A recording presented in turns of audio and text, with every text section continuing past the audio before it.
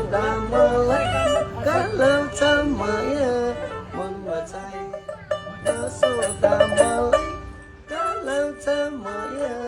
मनमा चाहिँ कोही काठमाडौँ खानीको जति गइसक्यो सबै एउटा चाहिँ यहाँ ससुराको सरा भएर आज फोन बसेको छ आज शरद नगरी सिधा उठाउने आजै जाने काठमाडौँ भनेको छ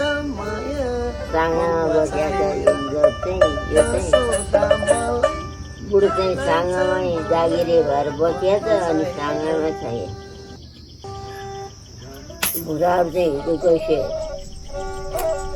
छोराहरू छोडेर त्यो अटकमा पठा भन्थे अनि यहाँ महालाहरूको नाति पलाती नाति चाहिँ बहु पछि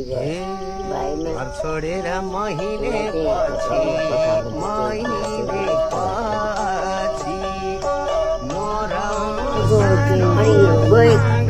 के आज खानुभयो त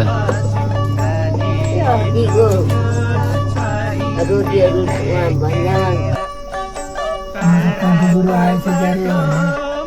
हेरे यो त पसिहाल्यो कान्छ भनेर चिनिहाल्यो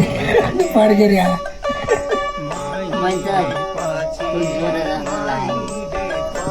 कान्छै हो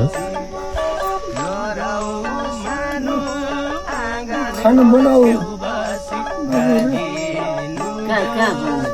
खोइ तलतिर कता जाने भने हो उसको बाइक लिएर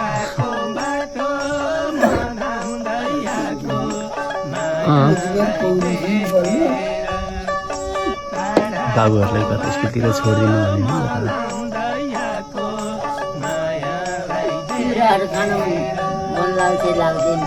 नखाने होला नखाने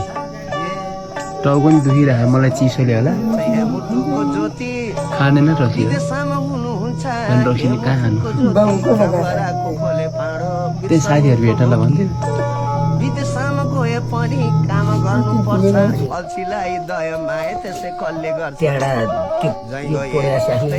नेपालीको दुःख पैसालाई फोन गरेर बोलाइदिएको छ त्यहाँतिर यो पुरै कान्छा गएर तलतिर बोलाइदिएछ अनि 6-7 जना बुटुटु गएको काइदीको छोरोले बोकेर ल्यायो त्यहाँबाट चाहिँ अनि त्यहाँ काइदीको हाम्रो काइदीको छोरोले बोकेर ल्या काइदीको घर लिएर बिसाए त्यहीँ नै सुतार ल्याएर कडेर ल्याएर बाख्रा हुनु न यहाँ नसकेर फेरि काठमाडौँलाई के त खुट्टा दिन म लडेर त्यहाँ अस्पताल लगेर ल्याएको थिएँ मान्छे टोलीमा बसिरहेको थिएँ बोकेर ल्याउनु जति लाखा लायो दिदीबहिनीहरू आएर बसेको थिएँ अनि छोरी आइपुग्यो 8-9 बजेतिर आइपुग्यो 8-9 बजे कि 7-8 बजे थियो होला त्यति बेला आएर फोन गरे अरे बाटोमाथि काइलालाई भात पकाएर भन आमालाई भनेर फोन गरे अरे भो आमा त लडेर अस्पताल लगेछ भनेर भनिदिए अरे भन्थे आयो अनि कसलाई भात पकाएर राख भने मलाई उनीहरूलाई छोरी ज्वाइँहरूलाई नातिहरू 4 जना आएको थियो नि त्यसो भने अरे त्यहाँ आमा त भयो भात पकाएर दिने पाउरै छैन आमा त लडेर अस्पताल लगेछ भनिदिए अरे कलिएर गयो त्यहाँबाट पछि अनि बुवा सन्चै हुन्छ